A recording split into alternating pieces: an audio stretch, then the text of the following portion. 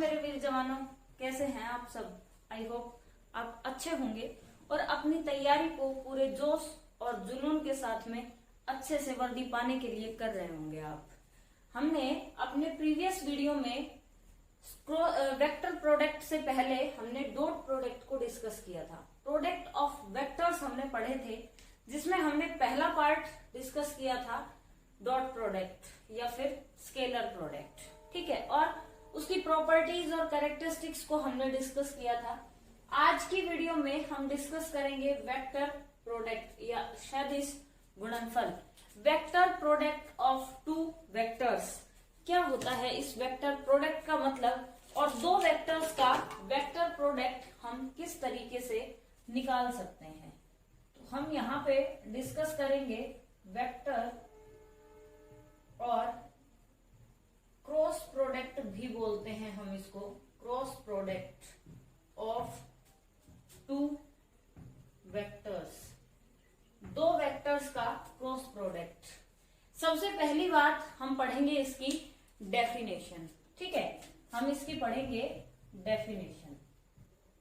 इसकी डेफिनेशन क्या होती है, कैसे हम इसको डिफाइन करते हैं, परिभाषा इसकी क्या होगी। फिर हम इससे रिलेटेड इसकी छोटी छोटी मगर मोटी बातें पढ़ेंगे। क्या क्या वो चीजें हैं, कहाँ से क्वेश्चन बनता है, आपको वो सब चीजें मैं इसमें बताऊंगी। तो सबसे पहले हम पढ़ते हैं इसकी परिभाषा। हमारे पास कोई भी दो वेक्टर्स हैं। मान लीजिए कि हमारे पास एक वेक्टर है वेक्टर ए और दूसरा वेक्टर है वेक्टर बी। यहाँ पे ये है एक वेक्टर ए और दूसरा है हमारे पास वेक्टर बी, ठीक है। और ये दोनों इंक्लाइंड हैं किसी एंगल थीटा पे, किसी भी एक एंगल थीटा पे रखे हुए हैं। अगर हम इनका क्रॉस प्रोडक्ट करते हैं, अगर मैं इनको लिखूं ए क्रॉस बी, तो हम इनको क्या लिख सकते हैं, हम इनको लिख सकते हैं the magnitude of vector A into the magnitude of vector B multiply by sine theta. इन दोनों का मैग्नीट्यूड का प्रोडक्ट, इन दोनों के मैग्नीट्यूड का गुणा में साइन थीटा। और साथ में इसमें एक और चीज भी आती है, वो काफी इंपॉर्टेंट है और वेक्टर प्रोडक्ट्स में वो बहुत इंपॉर्टेंट रोल प्ले करती है, उससे क्वेश्चंस भी बनते हैं, जिसको हम पढ़ते हैं यूनिट वेक्टर। इसके साथ में एक यूनिट वेक्टर होता है। और यूनिट वेक्टर का काम क्या होता है बेटा, यूनिट वेक्टर डिटरमाइंस डायरेक्शन। ये मैंने आपको वेक्टर्स जब स्टार्टिंग में करवाए थे तब मैंने आपको बताया था कि यूनिट वेक्टर डिटरमाइन डायरेक्शंस, ठीक है। यूनिट वेक्टर किसी भी वेक्टर्स की डायरेक्शन को डिटरमाइन करता है, किसी भी वेक्टर की डायरेक्शंस को बताता है, ठीक है। ये तो है इसकी डेफिनेशन। इस तरीके से हम इसको डिफाइन कर सकते हैं, ठीक है। अब हम इसकी बात करते हैं कि जो वेक्टर प्रोडक्ट है या जो क्रॉस प्रोडक्ट है आपका, उससे रिलेटेड छोटी छोटी मगर मोटी बातें, ठीक है। हम इससे रिलेटेड पढ़ेंगे छोटी छोटी मगर मोटी बातें। और वो क्या होंगी आपकी, यहां पे छोटी मगर मोटी बातें, सारी बातें हम क्लास में ही क्लियर करते चलेंगे। और नोट्स आप साथ साथ बना लें, जिससे कि जब आप दोबारा से एक बार रिवाइज करें तो आपका कोई भी डाउट ना रहे। आपका कोई डाउट हो तो वो साथ के साथ आपका क्लियर हो जाए, ठीक है। अब इन छोटी मगर मोटी बातों में हम सबसे पहले क्या पढ़ेंगे, इसकी पहली प्रॉपर्टी, इसका पहला गुण, ठीक है। और वो पहला गुण क्या होगा, the vector product does not obey commutative law, ठीक है। वेक्टर प्रोडक्ट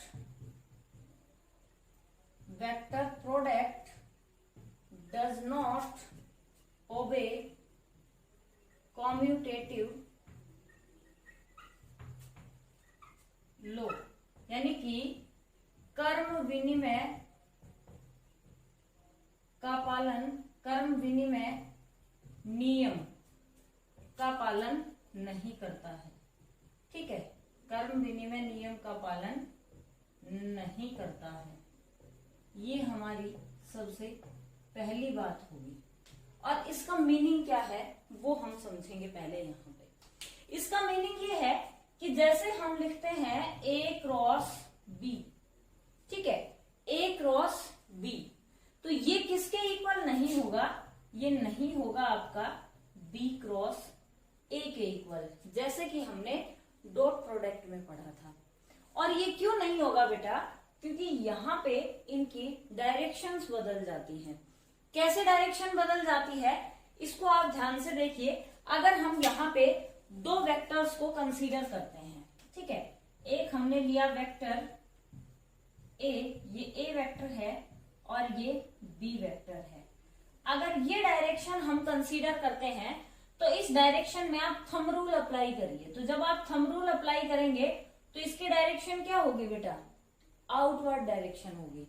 और अगर हम यहाँ पे डायरेक्शन को बदल दें, अगर हम यहीं पे इसके डायरेक्शन को इस तरीके से कर दें, ये वेक्टर A, ये वेक्टर B, ये एंगल है आपका थीटा, ये डायरेक्शन हो जाए आपकी ऐसे।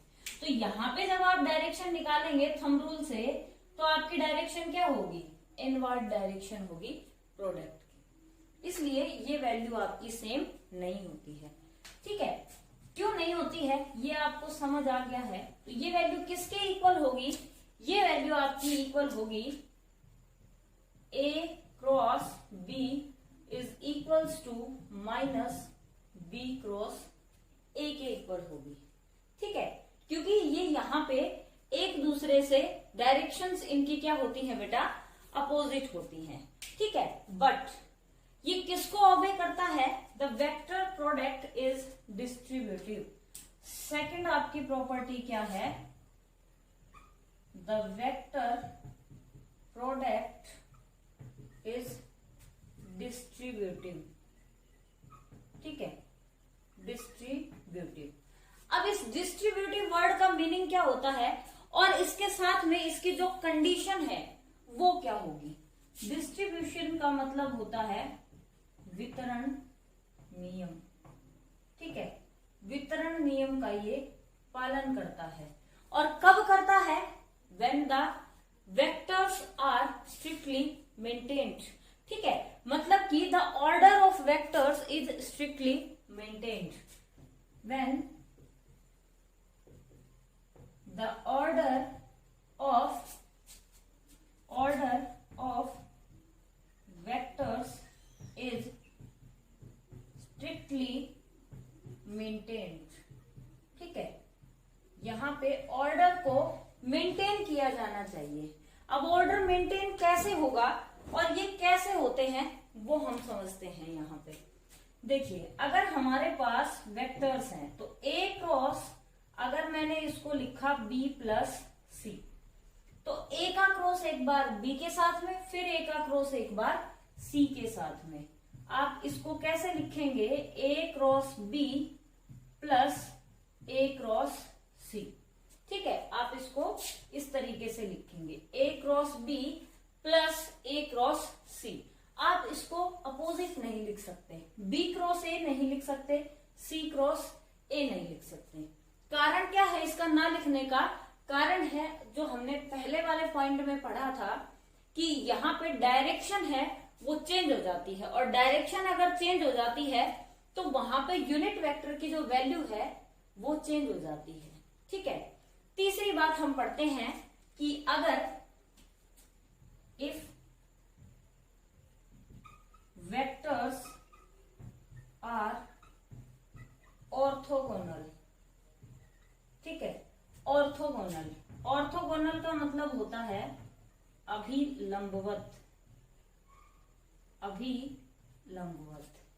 Vectors are orthogonal. अब ऑर्थोगोनल जो वर्ड है ना बेटा, उसका मतलब क्या है? अभिलंबवत। मतलब दोनों एक दूसरे के, तीनों जो 3 वेक्टर्स इसके अंदर होते हैं वो तीनों क्या होने चाहिए? एक दूसरे के म्यूचुअली परपेंडिकुलर। और कैसे होंगे वो म्यूचुअली परपेंडिकुलर? इस बात को समझिए कि ये मान लीजिए हमारे पास 3 वेक्टर्स हैं, ठीक है। ये आपका वेक्टर है एक्स एक्सिस की तरफ I वेक्टर, ये आपका y एक्सिस यानी कि J वेक्टर, और ये z axis k vector, these three are mutually perpendicular to each other। ये सारे क्या होंगे, एक दूसरे के म्यूचुअली परपेंडिकुलर होंगे, ठीक है, इसीलिए इनको बोलते हैं हम ऑर्थोगोनल वेक्टर्स। तो इस कंडीशन में क्या होगा, theta is equals to 90 degree. जब ये सारे एक दूसरे के परपेंडिकुलर होंगे तो एंगल की वैल्यू क्या होगी, इन सबके बीच में 90 डिग्री की हो जाएगी, ठीक है। कैसे हो जाएगी 90 डिग्री की, वो आपको शायद समझ आ गया होगा, मैं यहाँ पे आपको बना के बताती हूँ एक बार। तो ये वाला जो वेक्टर है ये आपका, ये है आई कैप, जे कैप और के कैप, क्योंकि ये एक्स है, ये वाई है और ये जेड है। तो यहाँ पे ये जो एंगल बनेंगे ये सारे क्या होंगे, आपके 90 डिग्री होंगे, ठीक है। अब अगर ये 90 डिग्री है, इसका मतलब क्या है कि ए क्रॉस बी, यानी कि A B sine 90 degree n cap. तो जो ए बी साइन 90 है, साइन 90 की वैल्यू क्या होती है बेटा, वो होती है 1, ठीक है। तो आप इसको क्या लिख सकते हैं, A cross B is equals to A B n cap. इस तरीके से आप इस वैल्यू को लिख सकते हैं। और अगर यूनिट वेक्टर्स के टर्म में हम इनको कंसीडर करें तो यूनिट वेक्टर के टर्म्स में हम क्या लिख सकते हैं, आप इसमें हम एक और पॉइंट बनाएंगे, यहीं से हम पढ़ते हैं एक जो नेक्स्ट पॉइंट है, फोर्थ पॉइंट, कि the self cross product of vectors is null. Null यानी कि जीरो, ठीक है, नल यानी कि आप क्या कह सकते हैं इसको, जीरो। और ये वाला जो पॉइंट है ये एक दूसरे से रिलेटेड पॉइंट है। कैसे रिलेट करता है ये, इसका मतलब ये है कि अगर हमने कोई भी दो वेक्टर्स लिए और वो दोनों वेक्टर्स क्या है, आपके सेम है, ठीक है। अब सेम कैसे है, उसमें वैल्यू क्या हो जाएगी, आपकी 0 डिग्री हो जाएगी, ठीक है। कैसे होगी, यहाँ पे 0 डिग्री की वैल्यू, ये क्या है, ये वाला और ये वैल्यू, और इसके बाद में हम एक और पॉइंट पढ़ेंगे कि वेक्टर्स आर पैरेलल। अगर वेक्टर्स पैरेलल हैं तो क्या कंडीशन होगी, मैं उस फिफ्थ पॉइंट को लिख देती हूं, इफ वेक्टर्स आर पैरेलल, ठीक है। अगर वेक्टर्स आपके क्या हो, पैरेलल हो, तो जब वेक्टर्स आपके पैरेलल होते हैं तो थीटा की वैल्यू क्या होती है बेटा, 0 डिग्री होती है। और अगर थीटा 0 है तो यहां से वैल्यू क्या आ जाएगी आपके पास में, A cross B, A B sine 0 degree n cap. मतलब आपके पास में ए क्रॉस बी की वैल्यू क्या आ गई, 0 डिग्री आ गई, ठीक है, क्योंकि साइन 0 क्या होता है, 0। अब इससे इसको रिलेट करते हैं फिर से, यहाँ पे परपेंडिकुलर थे, यहाँ क्या हो गए, पैरेलल। ये इससे रिलेटेड है और ये तीनों आपस में इंटर रिलेट करते हैं। कैसे होगी, अब यहाँ पे ये वैल्यू 0 डिग्री, अगर हमने लिया इन दोनों को तो a क्रॉस a यानी कि a into A sine of theta.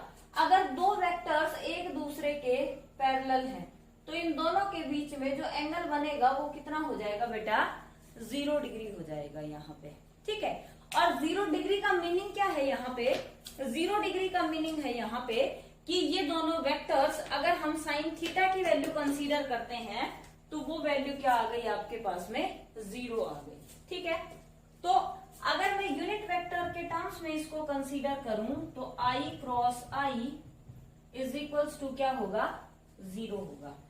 That is equals to j cross j is equals to k cross k।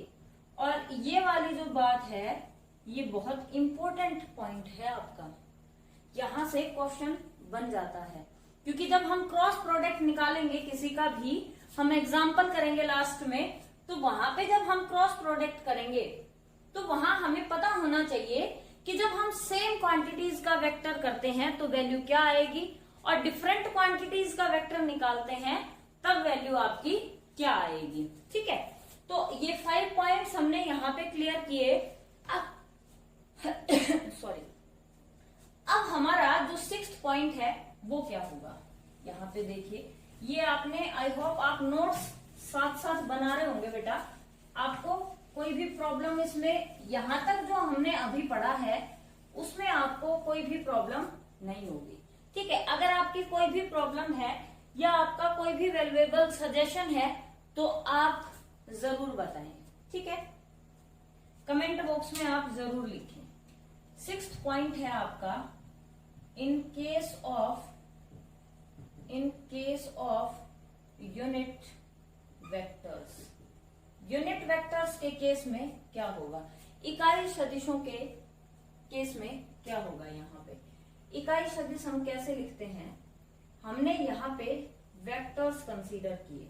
ठीक है, और वेक्टर्स को हम कैसे कंसीडर करेंगे, वेक्टर्स होंगे आपके म्यूचुअली परपेंडिकुलर। ये मैंने आपको समझाया था। ये पॉइंट्स आई होप आपको क्लियर हो गए होंगे, नोट भी कर लिए होंगे, नहीं तो आप स्क्रीनशॉट ले लें और बाद में आप उनके नोट्स बना लें।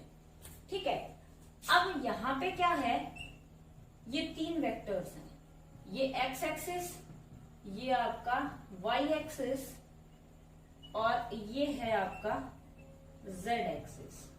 तो जो एक्स एक्सिस की तरफ वेक्टर होता है वो आपका क्या होता है बेटा, एक्स एक्सिस की तरफ जो वेक्टर होगा that is I cap, Y axis की तरफ होगा आपका J cap and Z axis की तरफ जो आपका वेक्टर होगा वो क्या होगा, के कैप। ठीक है, अब इसी से हम जो नेक्स्ट पॉइंट पढ़ेंगे वो हम यहीं पे पढ़ लेते हैं। क्या है वो नेक्स्ट पॉइंट आपका, कि अगर वहां पे हमने पढ़ा था कि पैरेलल हो या सेल्फ क्रॉस प्रोडक्ट 0 हो तो वैल्यू क्या आएगी, 0 in case of unit vectors. अगर ये एक दूसरे के म्यूचुअली परपेंडिकुलर हैं तो यहां से वैल्यू क्या आएगी, ये इस तरीके से मैं एक डायग्राम बनाती हूं। यहाँ पे हमने कंसीडर किया आई कैप, यहां हमने कंसीडर किया जे कैप और यहां हमने कंसीडर किया के कैप। ठीक है, अब एक बार हम चलते हैं एंटी क्लॉकवाइज, एक बार हम चलते हैं क्लॉकवाइज। अब यहाँ पे देखिए आई के बाद क्या आता है बेटा, जे आता है। ठीक है, फिर आपका क्या आता है, हम इनको इस तरीके से ऐसे लिख लेते हैं, ये है आपका आई, ये है जे और ये है आपका के। अब एक बार हम चलते हैं क्लॉकवाइज, तो जब आप क्लॉकवाइज चलते हैं तो ये वैल्यूज आती हैं हमारे पास। इसका जो प्रोडक्ट आएगा उसको आप क्या लिख सकते हैं, ये जो प्रोडक्ट है आई क्रॉस जे, ये वैल्यू आपके पास क्या आई क्लॉकवाइज में, आई क्रॉस जे। तो आई क्रॉस जे और इसके बाद में क्या आएगा, के। तो इसका आंसर क्या होगा यूनिट वेक्टर के टर्म्स में, ये हो गया आपके पास में के। अब ये कैसे आया, ये आप देखिए कैसे आया। मान लीजिए कि हमने वेक्टर्स कंसीडर किए थे ए क्रॉस बी। ठीक है, ए क्रॉस बी, तो इसका जो आंसर हमारा आया था according to definition A B sine theta n cap, ये हमने कंसीडर किया था। ठीक है बेटा, अब हम ये इसकी जगह पे क्या लेंगे, आई क्रॉस जे। तो इसका जो मैग्नीट्यूड होगा आई स्क्वायर का, वो हमने डॉट प्रोडक्ट में पढ़ा था, वो आपकी वैल्यू क्या आती है 1। तो 1 into 1 multiply by sign 90 degree और एन कैप। तो एन कैप का मतलब क्या है कि इनके बाद में जो वेक्टर आए वो, तो वो यहाँ पे क्या है बेटा के कैप। और ये सारी वैल्यूज आपकी क्या हो गई 1। तो i cross J is equals to क्या आ गया आपका के आ गया। अगर हम इनकी डायरेक्शन को बदल दें तो डायरेक्शन बदलते ही क्या हो जाता है आपका साइन चेंज हो जाता है।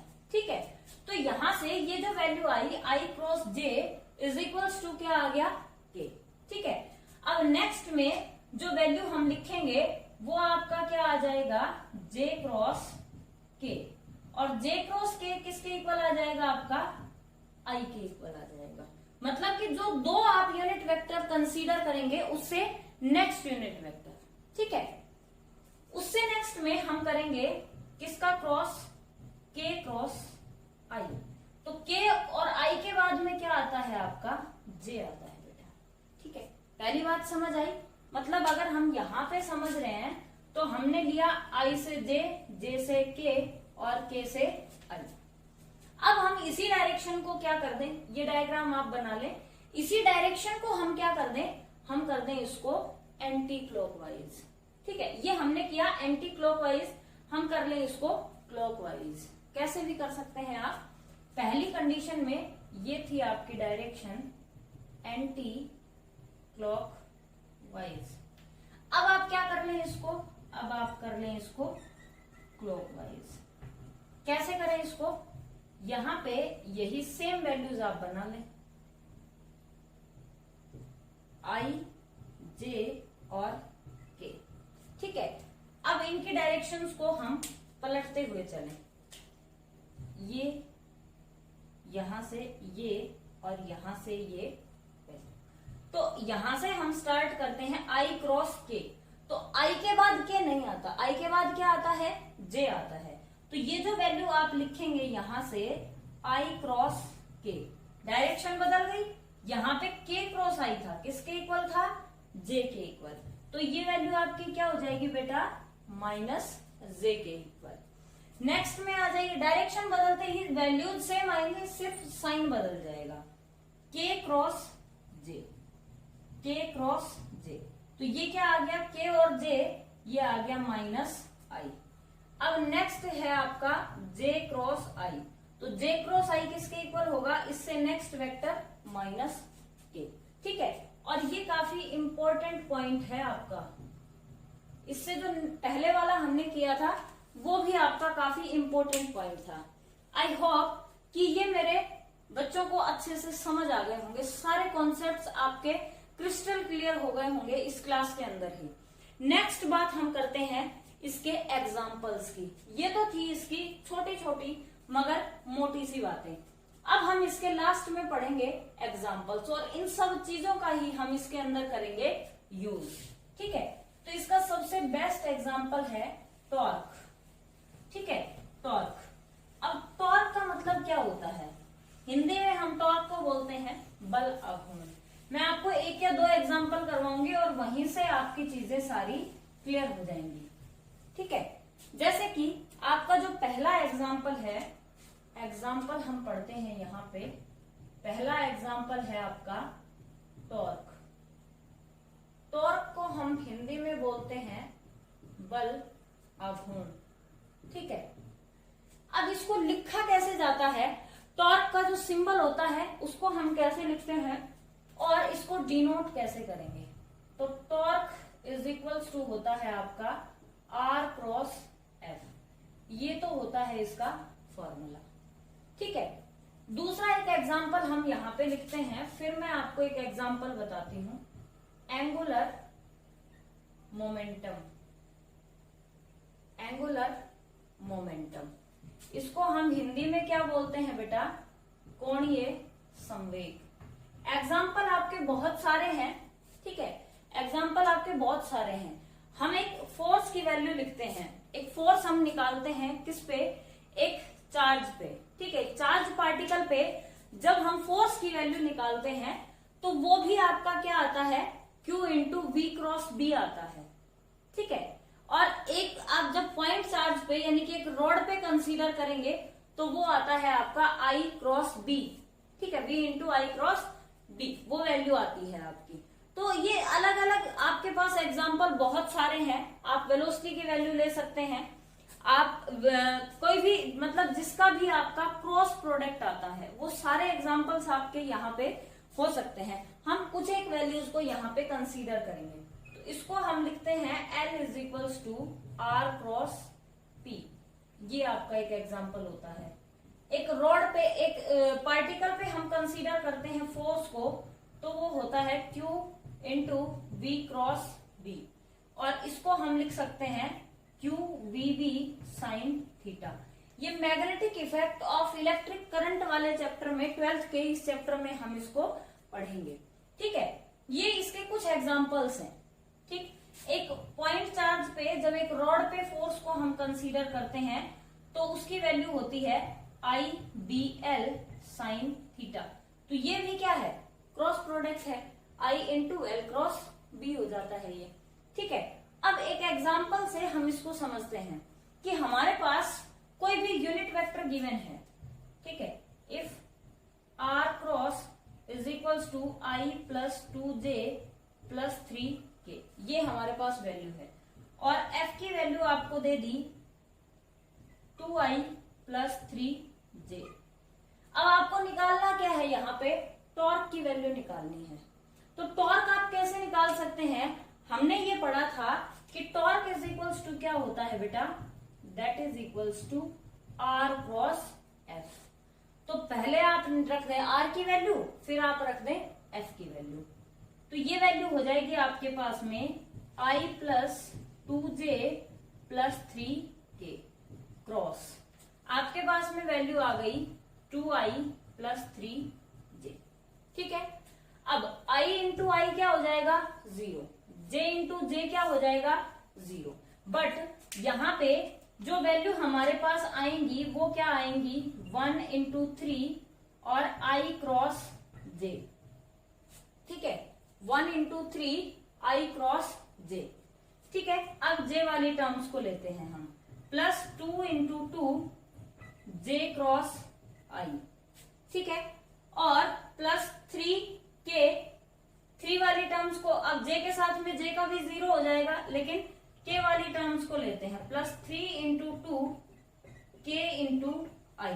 ठीक है, k cross i plus 3 into 3 k cross j। ये हमारे पास वैल्यूज आ गई। अब जो वैल्यूज है उनको आप मैग्नीट्यूड का एज इट इज लिख लीजिए, और जो हमने यहाँ पे इससे लास्ट वाले में जो यूनिट वेक्टर के टर्म्स को हमने डिस्कस किया वो यहाँ पे हम रख देंगे। तो ये वैल्यू हो गई 3i j के बाद में k कैप। ठीक है, प्लस 2 क्रॉस 2 4 और j क्रॉस i, तो ये क्या हो जाएगा माइनस k। ठीक है, प्लस 3 इंटू 2 6 और k क्रॉस i है। अब i j k के बाद i, तो इसका मतलब ये क्या आ गया आपका j आ गया, प्लस 3 क्रॉस 3 यानी कि 9, k क्रॉस j उल्टा चला है क्लॉकवाइज डायरेक्शन में, तो k क्रॉस j क्या हो जाएगा आपका बेटा, k क्रॉस j हो जाएगा आपका i, लेकिन कैसा माइनस का i। ठीक है, इन सारी वैल्यूज को रख दीजिए और सॉल्व कर लीजिए। तो minus 9i plus 6j minus k, minus 4k plus 3k minus k। तो ये आ गई आपके पास में टॉर्क की वैल्यू। अब कोई भी आपके पास में वैल्यू गिवन हो, आप किसी भी वैल्यू का आंसर आप इजीली फाइंड आउट कर सकते हैं। ठीक है, कोई भी आपको प्रॉब्लम नहीं आएगी।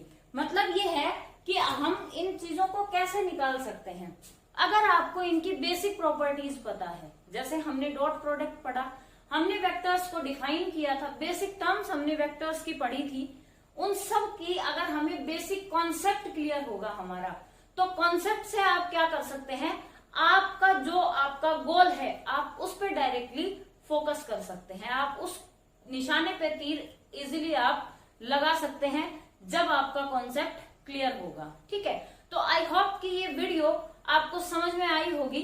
ये सारे पॉइंट्स आपके यहीं के यहीं पे क्लियर हो गए होंगे, ऐसा मैं आशा करती हूँ। और आप अपने पूरे जोश और जुनून के साथ में इस वर्दी को पाने के लिए तैयारी कर रहे होंगे, ऐसी भी मैं आपसे आशा करती हूँ। तो चलिए वीरो, मिलते हैं फिर नेक्स्ट वीडियो में। तब तक घर पे रहें, खुश रहें, स्वस्थ रहें और पढ़ाई करते रहें। जय हिंद।